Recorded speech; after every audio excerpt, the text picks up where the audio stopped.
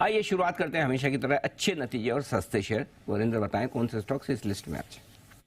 Good morning, sir, to you and everyone. I think, sir, before I start even the earnings season, I think कुछ con calls थी जो बहुत जरूरी थी. I think VIP Industries, I should point it out. I think जो उनका con call हुआ और कल नंबर्स भी जो आए थे सर, उसका gross margins I think 5 quarter high पे था, तो नंबर्स उतने कमजोर नहीं थे जिस तरीके से मार्केट ने रिएक्ट किया. आई थिंक इंपॉर्टेंटली मैनेजमेंट ने बोला सर कि क्वार्टर 3 बहुत स्ट्रांग होगा हमारा और आगे जाके सेकंड हाफ में 500 बेसिस पॉइंट का एबिटा इंप्रूवमेंट होगा. आई थिंक पहली बार मैनेजमेंट ने बोला होगा कि उनको बहुत प्राइवेट इक्विटी फर्म से ऑफर आया है स्टेक सेल के लिए, और उन्होंने ये भी बोला सर कि stake sale could take place at some time in the future. So I think ये इंपॉर्टेंट कमेंट था. अदरवाइज सर नंबर्स में to be very honest I think pharma is doing well. अगर फार्मा में देखें तो आपको सिप्ला के नंबर्स दिखे जहां उन्होंने गाइडेंस इंक्रीज किया. अजंता फार्मा ने सर गाइडेंस इंक्रीज किया. पिरामल फार्मा आपने देखा कि किस तरीके से नंबर्स बहुत टाइम के बाद because of CDMO business EBITDA margin 14% पे चला गया जो सिंगल डिजिट होता था.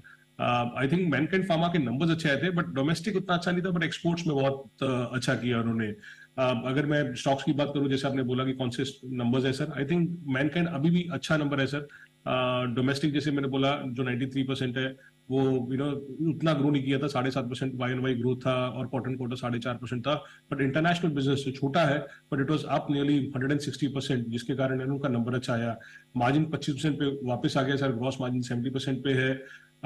yes, people will say कि थोड़ा सा एक्सपेंसिव स्टॉक है ये, बट आई थिंक स्टिल अगर 2 साल का व्यू देखा जाए तो they delivered this time. IT mid cap IT is doing well sir. आपने केपीएटी के नंबर्स देखे, केपीएटी के नंबर्स बहुत स्ट्रांग थे, गाइडेंस बहुत स्ट्रांग थी. आई think Birla soft I think it was very impressive top line growth और डील्स भी बहुत स्ट्रांग थी. अगर टॉप लाइन ग्रोथ देखें तो 3.1% डॉलर टर्म्स में आया, क्वार्टर क्वार्टर ग्रोथ आया. और डील विंस देखिए sir, I think it was a very positive surprise क्योंकि उनको 100 मिलियन से ऊपर एक बहुत बड़ा ऑर्डर मिला नॉर्थ अमेरिका से. एट्रिशन रेट भी कम हो गया, 18% से 18.8% से 15% के आसपास हो गया है. ग्रेविटा है सर, स्टॉक चला हुआ स्टॉक है Gravita, but I think the numbers continue to do well.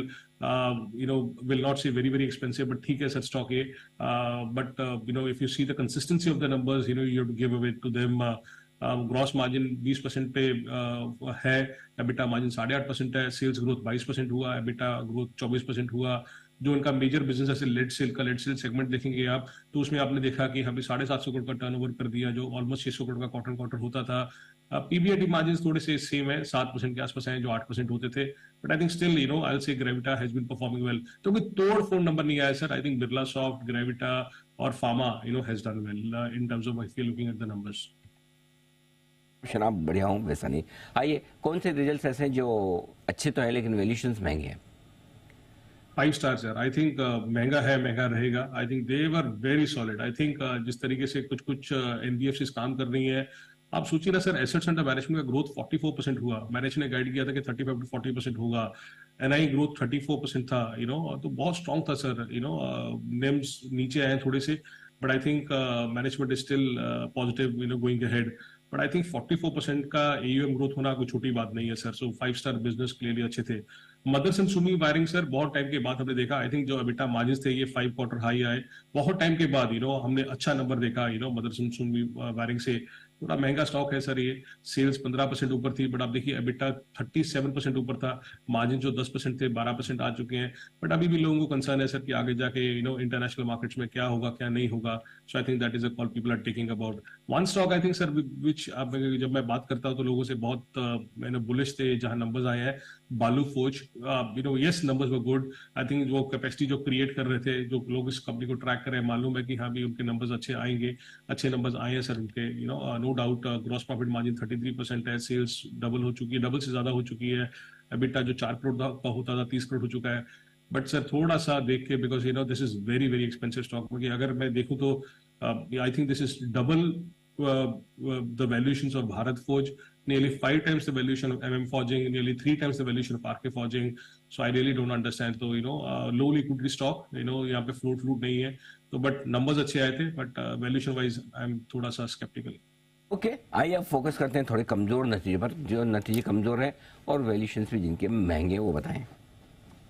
Sir कुछ स्टॉक्स हैं जैसे केमिकल स्टॉक्स में सर एथर इंडस्ट्रीज का नंबर अच्छा आया था, आई थिंक केमिकल इंडस्ट्रीज में अगर कोई कंपनी है जिन्होंने अच्छा किया वो एथर था। यशो इंडस्ट्रीज छोटा केमिकल में है sir, I think weak results आए थे जो एक्सपेक्टेड थे, वीक लाइंस पे थे, बट स्टॉक उतना महंगा नहीं है। जो आपने बोला महंगे स्टॉक सर और महंगे valuation, Kaynes Technologies, it comes on top of my list sir. Again I know a lot of people are bullish on this EMS theme sir, but numbers उस तरीके से नहीं आ रहे हैं सर। नंबर्स भी थोड़ा सा रिस्पेक्ट करना चाहिए। अगर आप नंबर्स देखेंगे तो मार्जिन तो 15.5% का 13.5% रह चुका है। एबिटा 40 करोड़ होता था क्वार्टर अभी 50 करोड़ ही हुआ है, तो बहुत ज्यादा ग्रोथ नहीं आया है।